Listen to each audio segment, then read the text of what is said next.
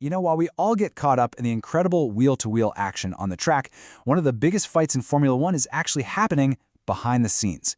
It's this high-stakes power game, a real regulatory mystery that could literally decide who wins this year's championship. So let's dive in and figure out what on earth is going on.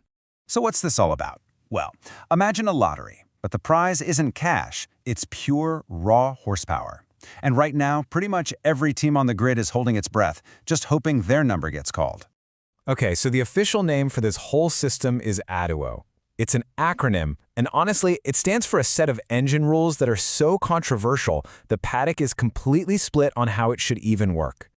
At the heart of it all, the FIA is about to decide which engine manufacturers are lagging behind and because of that, get special permission to upgrade their engines. And this decision, you can imagine, is creating a ton of tension because the result could hand a massive advantage to one of the top teams. So how does this so-called lottery even work? Let's break down the mechanics, because once you get into the details, you start to see why it's so fascinating and so contentious. So, ADUO.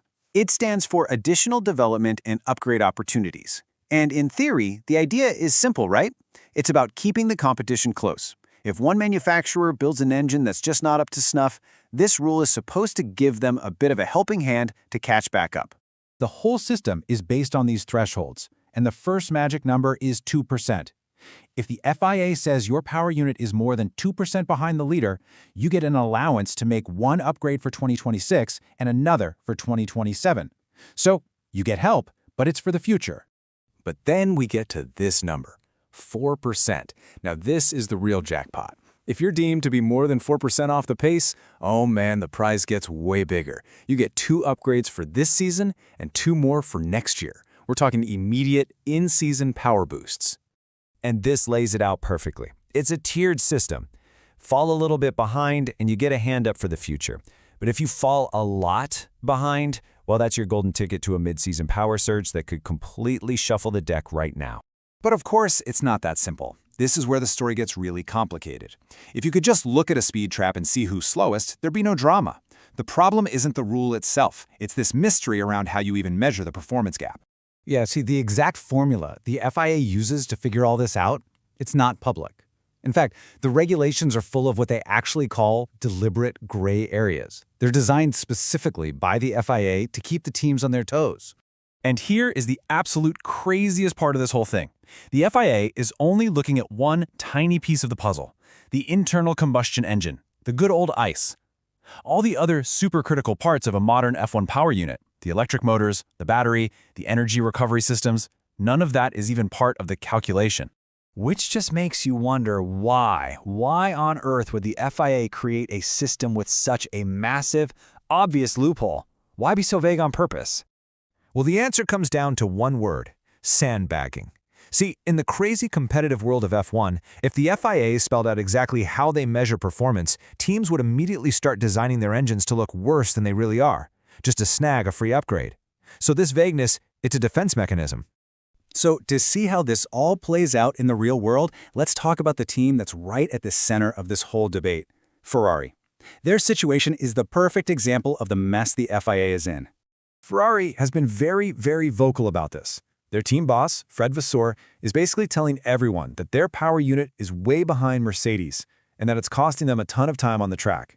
They think they're the #1 candidate for one of these ADO allowances. And the margins here are just razor thin. A 2% gap is about 11 horsepower. 4% is around 22. Now, Ferrari thinks their deficit is somewhere between 15 and 30 horsepower, which puts them right on that bubble, right between a small future upgrade and a massive season-changing one. Now, here's the crucial question. Why is Ferrari down on power? It's not necessarily because they built a bad engine. No, it's because they made strategic choices. They designed things like a radical exhaust to get more downforce and a smaller turbo to make the car easier to drive. Both of those things help the overall car perform better, but they come at the cost of raw, peak horsepower. And that brings us to the big philosophical question at the heart of all this.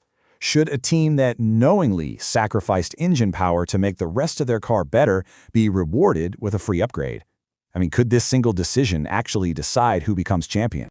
This is the total paradox of this ADU system. You could have a team that's an absolute rocket ship on the straights because they're amazing at managing their battery, but the FIA could still label them as behind on power just because they're only looking at the engine. It's a system where smart choices could look like weakness. And let's make no mistake, the stakes here could not be higher. If a team like Ferrari, who's already fighting for the championship, gets a free mid-season engine upgrade, that could be it. That could be the thing that pushes them over the top to win the title. The FIA's ruling is that important. So that's what it all boils down to. You have a system that was designed to be fair, but it's become a strategic minefield. Is ADO a real lottery meant to help teams that are genuinely struggling, or is it a giant loophole just sitting there waiting for the cleverest team in the paddock to exploit it? The answer to that question could very well define the rest of this F1 season.